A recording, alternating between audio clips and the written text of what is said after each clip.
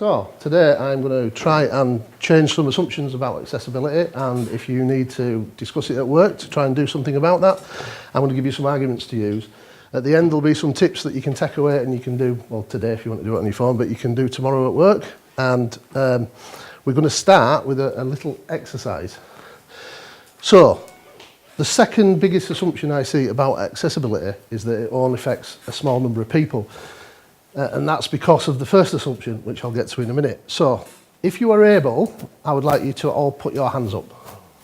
So I'm going to ask you a series of questions. And the question are these. If you use glasses or contact lenses to use devices, computers, etc., you can put your hands down. So that takes me out of it straight away. If you've ever needed to zoom in on a page to read it or see some details because it was too small on the device, you can put your hands down. If you've ever used or are currently using a non-traditional keyboard or mouse, like a vertical mouse or something like that, or something new and funky, you can put your hand down. And if you've ever had to use a device with one hand because Atelier is giving you a free drink, which I'm hoping is at most of you at dinner time, is there anybody left? So, the two people with their hands up, could you tell me your name, please, sir? Chris, and yours is? So, everybody say hi, Chris and Dave? Hi, Chris and Dave. Right, Chris and Dave are the perfect user that we're all designing software for. Right, because if you wear glasses, you're needing it to make what you're using accessible. It is something that you put on your face and you would struggle to see it if you didn't do it. If you have to zoom in, that's a web content accessibility guideline that says you should be able to zoom in to 200% and everything should still work and be usable. If you, excuse me, if you're using non-traditional, they are basically assistive technologies as a mouse and a keyboard is. Just people with disabilities use different versions of assistive technologies like screen readers or braille keyboards or those sorts of things. So you can see that there's becoming a parallel between the two. And if you using with one hand, if you choose to use your phone with one hand, or you have to because you're carrying a bag or you're holding a baby or any of these other things that people normally do in their life, then that's a situational incapacity. If a person had one arm, so they couldn't hold the pint and play with the phone, then that's a permanent one. But there are situational ones as well, like when the sun glares on your screen and you have to move it about when you're trying to text, walk, get to work and do all the other things that we all multitask doing, as we were talking about multitasking earlier. So, as I said, the reason people think it's small is because of the first assumption that I believe a lot of people make, and that is accessibility is only about people with disabilities. Also, accessibility equals disability. Now, I came to this a good few years ago and I was asked to look into accessibility for a web project that the company was doing. It was one of the first digital platforms that we did. And the more I looked into it, the more I found that everybody was talking about how to help this type of disabled person, or that type of disabled person. And it seemed that it was really, most of the situations they were describing, apart from a screen reader, applied to me at some point or the other. So that's where I've got this interest on. If you come and ask me lots of accessibility questions about how to make it better and ARIA tags and different coding things, I won't have a clue what you're talking about. I'm not an accessibility expert. I don't write code. I can read it a bit. But I think the way I look at accessibility is it's about inclusion. Excuse me. I had a drink. Just talk amongst yourselves. So, when I was talking about situational incapacities before, there's a really good example of this at the Microsoft Inclusive Design Toolkit, and they talk about it in terms of permanent, temporary and situational incapacities, and they break it down to touch, smell, hearing, all these different stuff. So like the hearing one, there's a barman in a bar trying to hear an order drink. So that's a situational, a temporary or a situational one. Sorry, I don't know. I haven't coughed all day. I don't know what's going on. And it's hot. So, a few other assumptions that I'm going to walk through. People think accessibility is costly, and it can be. Talked about it affects a small number of users, but I'm actually going to talk about people with disability and why it's still not a small number of users, even though it's pretty much everybody in the room. And it's very complicated. Well, if you want to look into it and you want to do it, it doesn't necessarily have to be. So, inclusivedesignprinciples.org shows you how to make your websites and systems in general, how to build them up to make sure they're inclusive to everybody. If you do it in the design, you're just changing your design. You're choosing a way to make something. So that's not going to cost you any more money than it would if you chose to make it another way. It's going to cost you a fortune if you choose to make it another way. Then you try and add accessibility at the end. That's going to go, oh yeah, that won't work and we can't make it work because we've got to refactor everything. So that's a bit annoying. And inclusive design principles, not everybody likes this next slide, and I'm not a big fan of it, but it's the only thing I could find. This is off the Barclays corporate site on accessibility, and that's how they've sort of viewed inclusive design principles. Now, I'm not going to go through every single one of these, but it's basically about if you're designing for choice so people can use it how they want, you're also including people with disabilities in that. So again, it's not about the person with a disability, it just helps them along the way. Don't know what's wrong with me. So, these are some UK figures from the National Institute for the Blind and the Office of Disability. So you can see we're talking in millions of people. I know 2 million doesn't sound a lot when there's 70 million in the UK, but it's going to be a fair assumption that if you're, especially on a sort of a retail site, people with these problems are going to be coming along. I mean, it might not be a ton, but you wouldn't want to be the person who's stood at the door telling people they can't come in because of the way they need to interact with your website. It wouldn't be fair. And the really interesting thing is, the average reading age is probably lower than you would expect. Like the Sun writes its text so that 7-year-olds can understand it. The Daily Telegraph is double that. They write for 14-year-olds, and there are tools you can get to find out what language you use on your websites and in your systems and what reading age that does. If you're writing stuff in Word and copying it into things, Word, there's a setting you can set that will actually tell you what level you've written it for. It'll run assessments. There's online tools, there's all sorts of different stuff.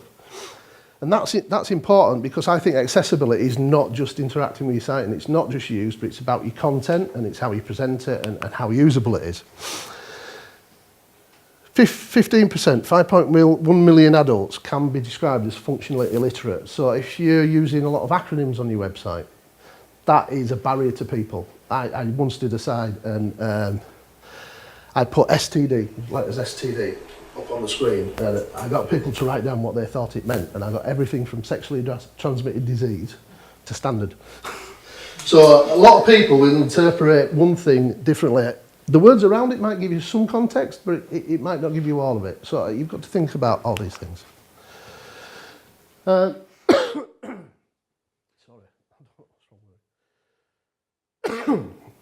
so it's only for people with disabilities. If you have something that takes a lot of loading, a page that takes a lot of loading, people in rural areas, you hear about this, trying to get internet to them. There's not a lot of 4G coverage when you walk in the Peak District and things like that. It's exactly the same as someone with an iPhone 3. And yes, there are people still out there with an iPhone 3 or a... where's Vern? Vern's got a BlackBerry. I'm not phone sharing it, but you did share that with me at dinner time.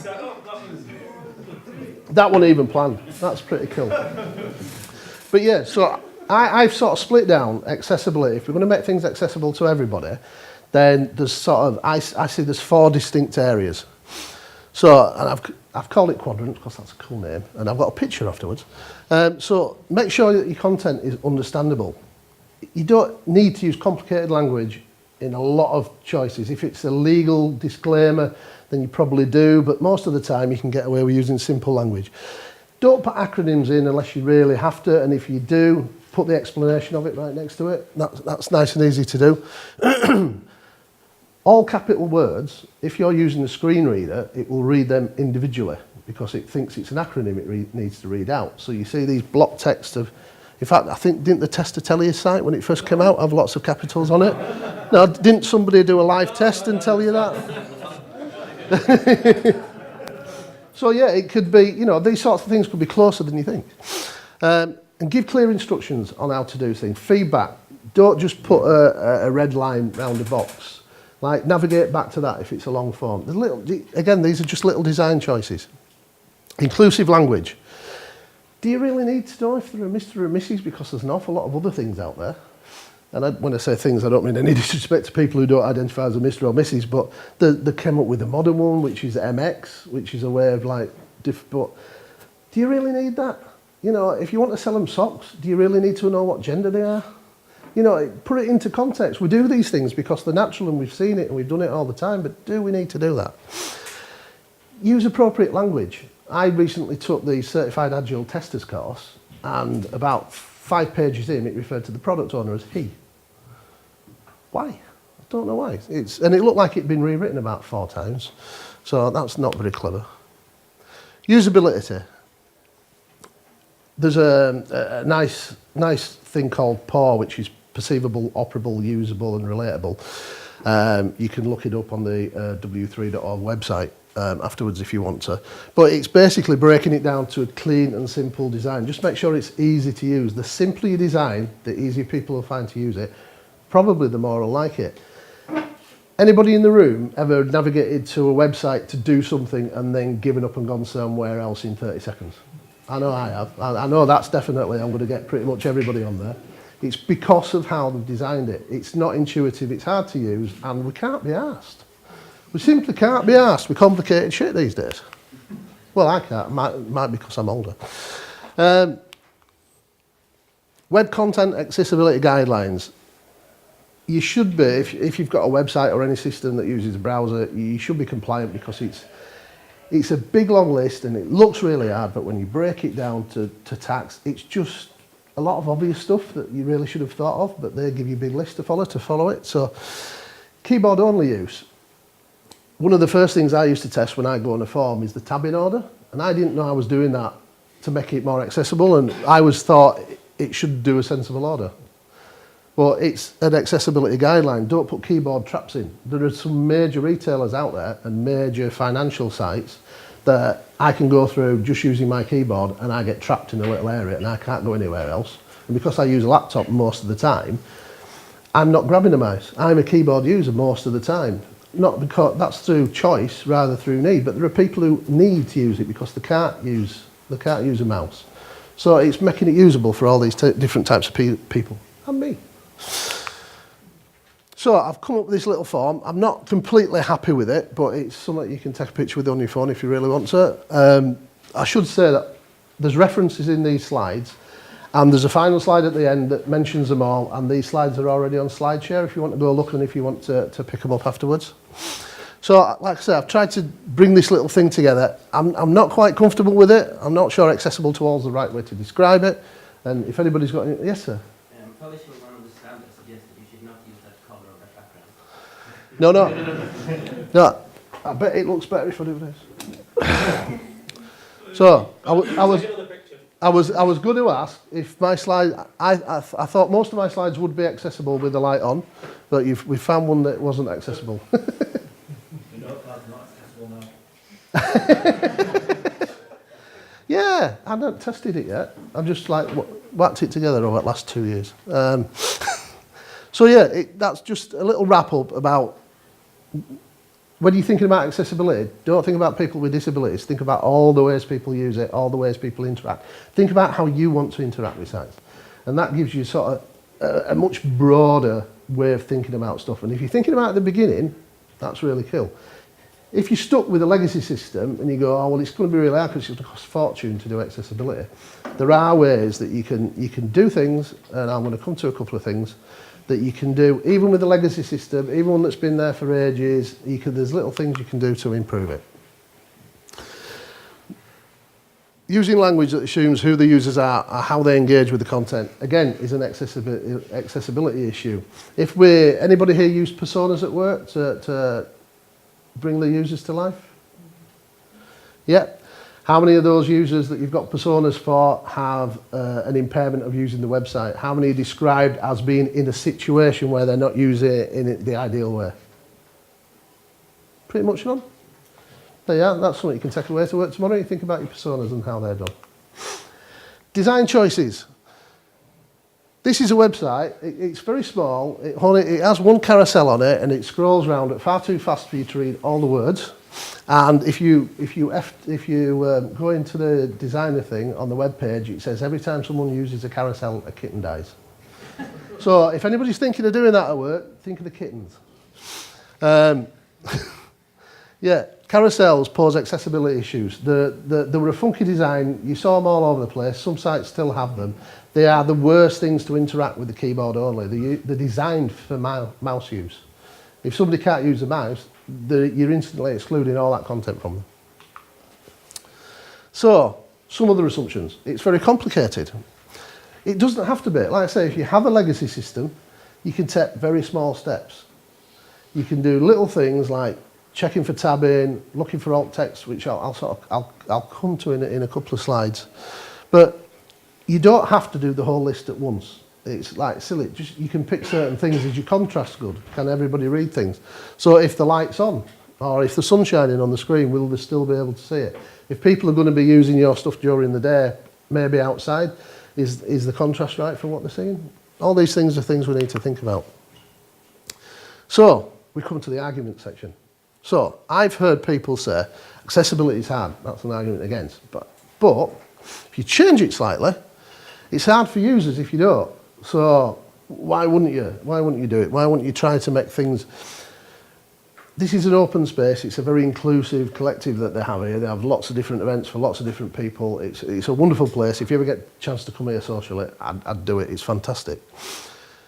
But they wouldn't stand at the door stopping people come in because of the way they looked or how they were dressed or any of those things. Again, if you're not thinking about accessibility for the products and websites and all the other things that we're putting out there, you're the person stood at the door. I don't want to be that person. This should be the only argument you need. It's the right thing to do. Making sure people can use your site, that you're not excluding anybody, is the only argument you should need. When cost and money and time and everything else comes into projects, you're going to need a little bit more than that. But it is the right thing to do. If anyone wants to argue with it isn't, I'll be happy to talk to them afterwards. It removes barriers to information and lets people access your products, especially in retail, increasing profits and reputation. If you have a horrible site for accessibility, it will get posted everywhere. It will be all over the place on social media, and nobody who has a problem with it will go to it. How many times have we seen, hey, at whatever the company needs to be, being on your website, and this is terrible, and I can't do this, and I can't do that, the other. It's reputational damage. They do the best to cover it, but once you've seen that, that changes how you think about your company. If you having people want to buy stuff off you, and they can't get to it, they're not going to buy it. That's a lost sale. That's lost revenue. Really interestingly, the biggest ever accessibility fine in the US was $6 billion. And it was for a tiny little thing. They had a sale they had a website and they had little tiles and they had a little sale logo in the corner. And that little sale logo didn't have any alternative text, or often described as alt text. It didn't say anything, it was completely blank. So people with screen readers, it didn't even flag to them. Target was fined $6 million for that. And that's one tiny thing, that's one tiny facet of accessibility. I'm wondering how bad the rest of the stuff was if they can't even get alt text right. And I'm going to show you a few things about alt text. Did I mention it's the right thing to do? Pretty sure I did, pretty sure you can't argue against it, but I thought I'd better reinforce it just because it's the right thing to do.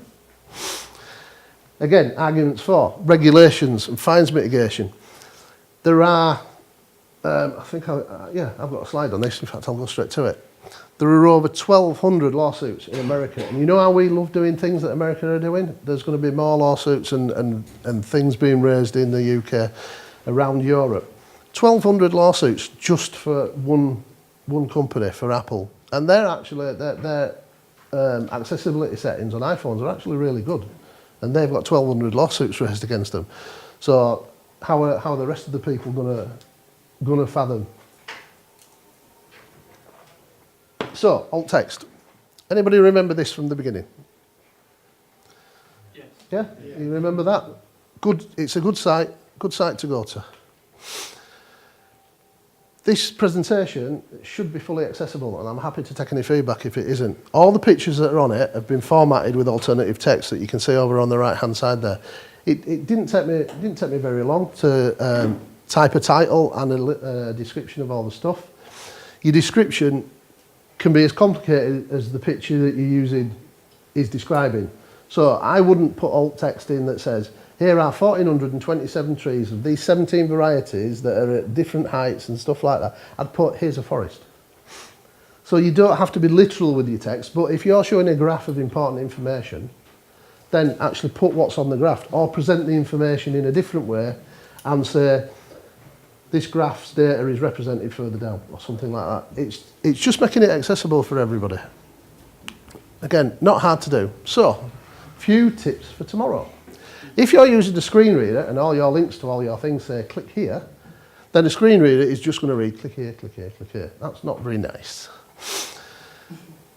Just a brief description of where you're going is all you need. Again, it doesn't have to be massively complicated. You don't have to put the whole URL in. Just something reasonable. You know, go to this page for socks. That's all you need. Check your images, have alternative text. Again, each one of these images in this, if you were looking at it on the screen and you hovered over them, would give you a description of everything here. 27 links that say click here. Dead brief. Check your links, say where you go. Now, the reason I'm doing this talk is the more I learnt about accessibility, the more I talked to people about it, the more I realised I know nearly nothing and other people actually know nothing. So I've been talking to people about accessibility now for about 2 years on and off, and I thought I'm not getting to enough people just talking and interacting. I mean, you know, you're having a nice after test bash conversation and you're having a nice chat about different things. How do you wheel that round to accessibility? It's pretty tricky, tell me. I've tried it. So this is my way of talking to more people in bigger chunks and trying to get out there this message that accessibility isn't hard, it's about inclusivity. It's something we all should be talking about. It's something that, particularly as testers, it's dead easy for us to do a test and say, it's not working for this type of user. It's positive feedback. What they choose to do with that information is situational. It's depending on the company, it depends where you find it and what point in the process. But we should still be raising it as an issue. Inclusive design and inclusive design patterns, which is the book, which is the main one I would recommend on this. It covers all the ways that you can simplify your design and make it usable for people. It's not massively complicated. It doesn't take, it's not like as a tester, if I were to start learning to code tomorrow, I'd have this massive long journey. You can pick up accessibility things really quickly. There's loads of simple stuff and you can build your time up over time. Talk about accessibility, talk about empathy and inclusion, because that's going to get you talking back about the accessibility bit. But ideally, if you could be an advocate for all these and get the conversations going in your company, I bless you, thank you. I'd love you for that.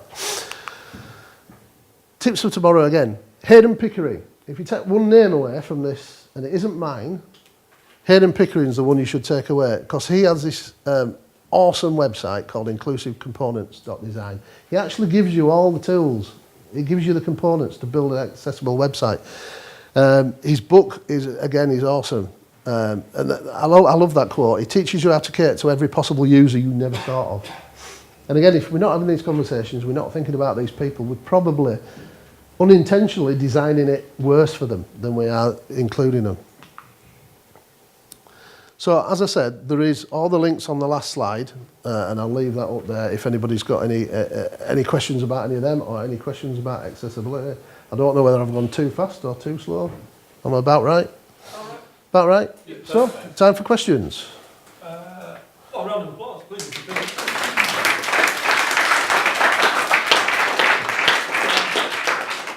Yeah, we can do a couple of questions if you want. Anybody's got anything? Yeah, there's one. Yeah, so it's kind of more, less a question and more I'd say like a kind of like supplement to some of the stuff you showed. Okay. So you've got your inclusive, well not your inclusive, but you've got your language that you're saying about how like you need to write out your copy. There's a thing called the Plain English campaign, which basically does a lot of that stuff. And I think they even have a tool that helps you with all of that so that you can make sure your copy's correct.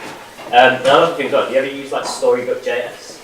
When you're building web components, it's a kind of a really neat tool to essentially write your React component, put it into a kind of a use case, and you can control things. But it has a WCAG kind of like check, so you can ensure the component is actually compliant, and you get that for free. So Yeah, to be fair, there's an awful lot of tools and information out there.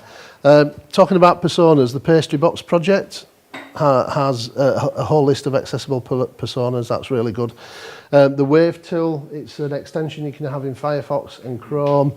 The Wave tool, you just click on the button and it'll list all the accessibility issues or potential ones that's on your page. Our company released a new intranet very recently. So the first thing I did was click on the Wave icon so I could give them feedback, and I found 500 issues. So that was a very long email. There's another thing as well, actually, which was something I did because I used to work in the NHS, and it was like a day where you just, for an hour, turn your monitor off. You try and use your website. It's really useful. Yeah, it's if you've never actually navigated with a keyboard and a screen reader, have a go. It's number one, it's really interesting and a bit scary and a bit fun, all mixed up in one.